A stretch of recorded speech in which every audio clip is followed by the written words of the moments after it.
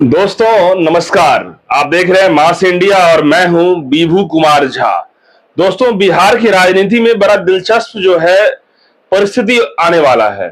आप जानते ही होंगे कि प्रशांत किशोर एक ऐसा नाम जो देश पूरे देश में राजनीति में अपना जो है एक अलग ही पैठ बनाने वाले और जीतने से ज्यादा जिताने वाले में उनका नाम रहा। अब वही नाम अब बिहार की सरजमी पे एक नई राजनीति की दिशा जो है देने वाले हैं और ऐसे में वो 243 सीट पर कह रहे हैं, दावा ठोक रहे हैं कि लड़ाई लड़ेंगे और जीतेंगे, दावा करते हैं। ऐसे में नीतीश कुमार की खड़िया अभी से ही खड़ी होने वाली है। वही बीजेपी भी सोच रही है कि इस बार का राजनीति क्या होगा और लालू की चिंता तो ऑटोमेटिक है कि भाई नीतीश कुमार मेरे साथ आएंगे, नहीं आएंगे तो हम क्या करेंगे। तो इस पे पूरे चर्चा करने के लिए हमारे साथ पूर्व आईपीएस ऑफिसर अमिताभ दास सर हैं, जो बताएंगे कि इस बार का जो समीकरण जो बनेगा, इस बार का जो राजनीतिक चाल जो होगा, इस बार का जो राजनीतिक जो एक तांडव होगा वो किस रूप का होगा। सर इस बार का तांडव जो है क्या किस रूप का होगा? तांडव तो काफी दिलचस्प होगा जी। मार धार और एक्शन से भरपूर, ट्रेजेडी पूरा सब ट्रेजेडी कॉमेडी सब रहेगी, है ना। तो देखिए, ऐसे तो नियत समय जो चुनाव का है वो नवंबर 2025 में है बिहार का, मतलब मोटा मोटी अभी 15 महीने बाकी है। लेकिन ऐसे मध्यावधि चुनाव की अक्सर चर्चा होती रहती है कि हो सकता है इसी साल अक्टूबर नवंबर में हो जाए। तो ठीक है, लेकिन प्रशांत किशोर की जो एंट्री हुई है और वो 2 अक्टूबर को यानी गांधी जयंती को इसको राजनीतिक दल के रूप में लॉन्च कर रहे हैं जन स्वराज को, तो काफी धूम धड़ाका के साथ एंट्री हो रही है और इससे बाकी सारे राजनीतिक दल मतलब सख्ते में आ गए। अब देखिए, कल भी जो यहाँ पर हुआ था ज्ञान भवन में डिजिटल योद्धाओं का, उसमें भी काफी लोगों में जोश देखने को मिला है। और सबसे बड़ी बात देखिए, प्रशांत किशोर के साथ 2-3 बड़ी बड़ी बातें हैं। एक तो है कि वो चुनावी रणनीति कर रहे हैं, ऐसे नहीं कि हवाई आदमी है, तो उनको तो जनता की नब्ज मालूम है, जमीन पर क्या हो रहा है वो मालूम है, जनता की नब्ज भी मालूम है और प्रतिनिधि जो जनसेवक है, नेता है, मंत्री है, सबकी नब्ज मालूम है। यहाँ तक कि नीतीश कुमार की पूरा नब्ज को पकड़े हुए हैं, जदयू के राष्ट्रीय उपाध्यक्ष रह चुके हैं। तो वो बात है, मतलब हवाई आदमी ने उनको पूरी जमीनी सच्चाई मालूम है, सबकी नब्ज पर हाथ है। दूसरी बात कि उन्होंने मेहनत भी बहुत की है। अब देखिए, लगभग 2 साल से वो बिहार में हजारों हजार गांव घूम चुके हैं। ये मतलब बिहार के इतिहास में ऐसी पदयात्रा किसी ने नहीं की थी आज तक। क्योंकि कहना तो आसान है, लेकिन आप एक इतने सारे गांव में घूमिए जाड़ा गर्मी बरसात में, तो ये एक बड़ी बात है। तो मेहनत में कोई कमी नहीं है। तीसरी बात यह है कि आर्थिक जो होता है, कहते हैं अर्थ के बिना सब अनर्थ है, तो आर्थिक दृष्टि से बहुत संपन्न है। अब जो भी उनकी आय का स्रोत हो तो वही जानते होंगे। और इतने सारे लोग उनकी टीम में जो है, हजारों लोग तो मतलब वेतन भोगी हैं। और इतना बड़ा जहां मतलब पदयात्रा पर भी जाते हैं, इतना तंबू शामियाना गड़ता है, खाने की व्यवस्था ये वो, उनके काफिले में आप गाड़ियां भी बहुत देखते होंगे, तो लगता है कि पैसा मतलब पूरा है, धनबल की कोई कमी नहीं है। और एक उनके साथ प्लस पॉइंट है कि एक तरह से राजनीति में वो एक नया, आप कह सकते हैं, ताजा झोंका है हवा के। अब देखिए, बिहार की राजनीति 1990 से लीजिए लगभग 34 साल से हो गए, बस नीतीश और लालू के इर्द गिर्द घूम रही है ना। तो अब जनता भी कुछ उबने लगी है कि अब बहुत हुआ, अब किसी नए को दिया जाए मौका, और जनता भी तीसरे विकल्प की तलाश में है। और प्रशांत किशोर ने मतलब रोजगार के मुद्दे को, शिक्षा के मुद्दे पर, जो आम लोगों से जुड़े हुए मुद्दे हैं, उसको अपने विमर्श के केंद्र में रखा है। जहां जाते हैं वो इसकी बात करते हैं कि लालू के बच्चे के लिए वोट नहीं दीजिए, अपने बच्चे का चेहरा देख के वोट दीजिए।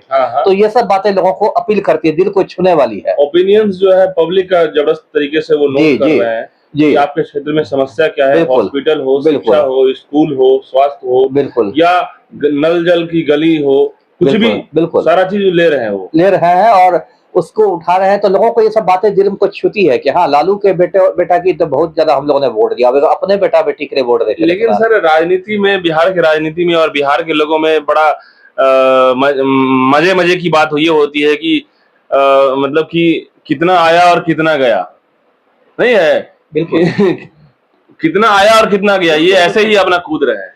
ठीक है, वो देखिए कूद तो रहे हैं, लेकिन शुरू में लगता था कि केजरीवाल भी ऐसे ही कूद रहे हैं। आज दिल्ली में भी आम आदमी पार्टी की सरकार है, पंजाब में भी आम आदमी पार्टी की सरकार है ना। वो तो हम लोग के देखते देखते वो पार्टी पैदा हुई। पहले अन्ना आंदोलन हुआ, फिर इंडिया अगेंस्ट करप्शन में केजरीवाल की देशव्यापी पहचान बनी, फिर आम आदमी पार्टी हुई, फिर उसने दिल्ली पर कब्जा किया, फिर उसने पंजाब पर कब्जा किया। पंजाब में कोई सोच सकता था कि अकाली, कांग्रेस और इसके अलावा भी कोई विकल्प आएगा, है ना? लेकिन मैथिली में नहीं कहा जाता है कि कहन कहन एला मोछ वाला गेला।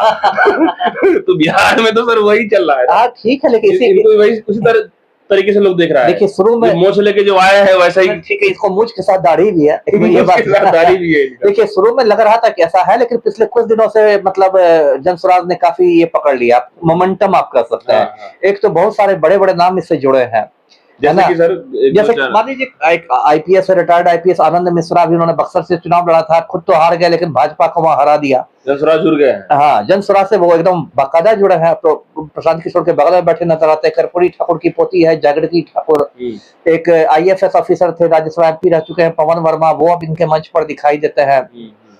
रामबली चंद्रवंशी पूर्व पार्षद, मुनाजिर हसन पूर्व मंत्री, बड़े बड़े नाम भी जोड़ रहे हैं। मतलब इंटेलेक्चुअल लोग सब घुस रहे हैं। जी, और बहुत सारे इस तरह के लोग, तो मतलब बहुत एक आप कह सकते हैं कि मेटिकुलस तरीके से, बहुत योजनाबद्ध तरीके से प्रशांत किशोर आगे बढ़े, और इसलिए इन्होंने सभी राजनीतिक दलों को सरदर्द दे दिया।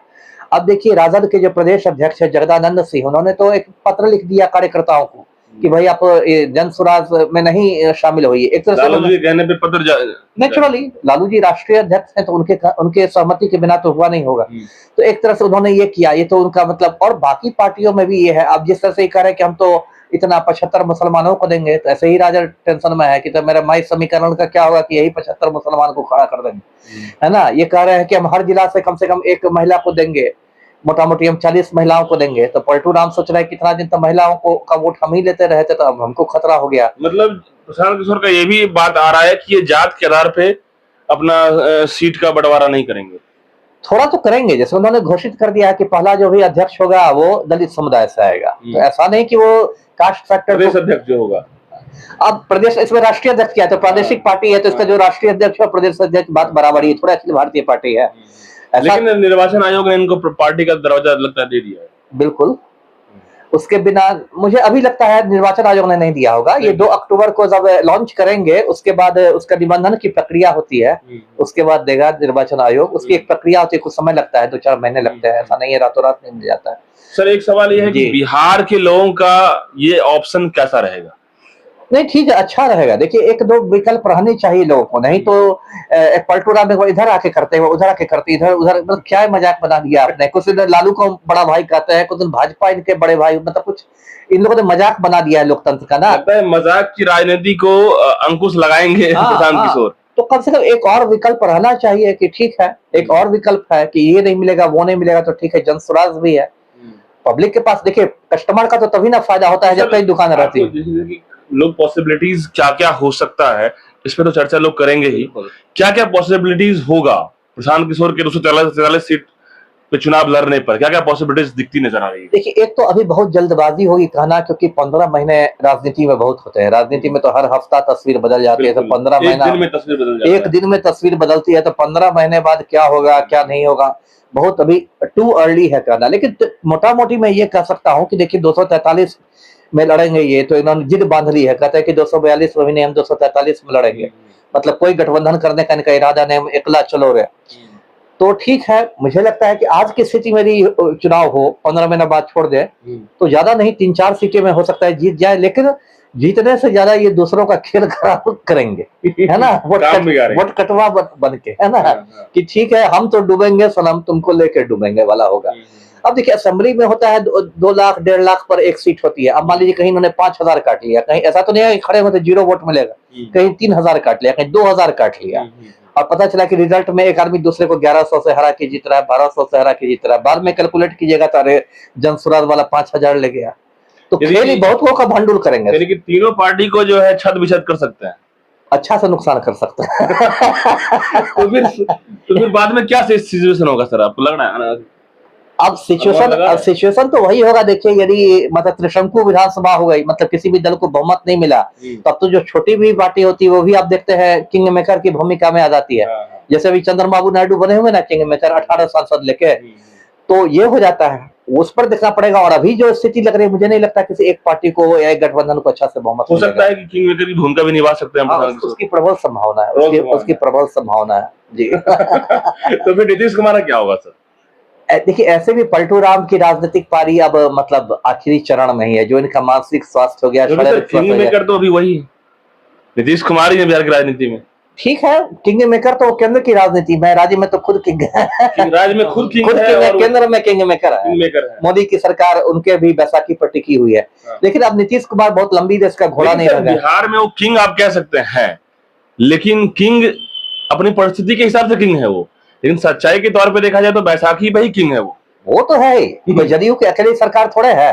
वो तो कभी लालू को बड़ा भाई बना के किंग बनते हैं, कभी भाजपा के गोद पे बैठ के किंग बनते हैं। ऐसे ही नाम पलटू राम देना पड़ा है। ये तो बात आपकी सही है। अगर ऐसे देखा जाए तो कितना विधायक है जदयू के? 43 विधायक होंगे, तो 243 में 43 विधायक पर आप सरकार बनाए हुए हैं, तब तो आप किसी न के रहमो करम पर ही ना है, बैसाखी पर है। ये तो बात सही है। तो देखिए, लेकिन चलिए, एक दिलचस्प बना दिया है प्रशांत किशोर ने बिहार के चुनाव को। हाँ, काफी दिलचस्प है, इसको थोड़ा लोगों को मजा लेना चाहिए। बिल्कुल।